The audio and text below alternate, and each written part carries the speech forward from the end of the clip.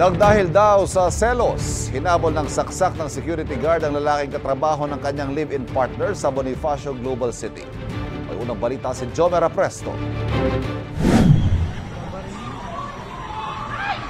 Kuha ang video na yan sa BGC sa Taguig City.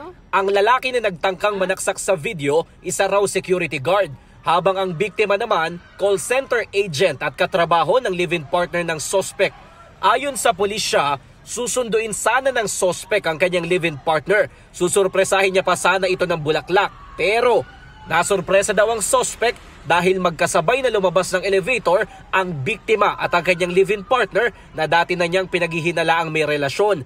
Doon nag-umpisa yung jealous niya na parang tingin niya yung pagdududa niya is totoo. That's why nilabas niya na yung kutsilyo niya. So, luckily itong victim natin is nakatakbo, nakaiwas doon sa mga saksak na binigay ng suspect natin.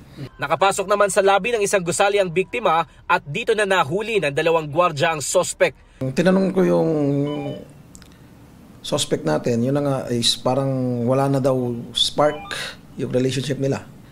And then siguro may nakikita rin siya na laging nasa cellphone yung kalibin niya na dati hindi naman daw ganun. Nasa kustodiya na ng Taguig City Police Station ang suspect na nahaharap sa reklamong attempted homicide habang sinusubukan din namin makuha ng pahayag ang biktima. Ito ang unang balita, Jomer Apresto para sa GMA Integrated News.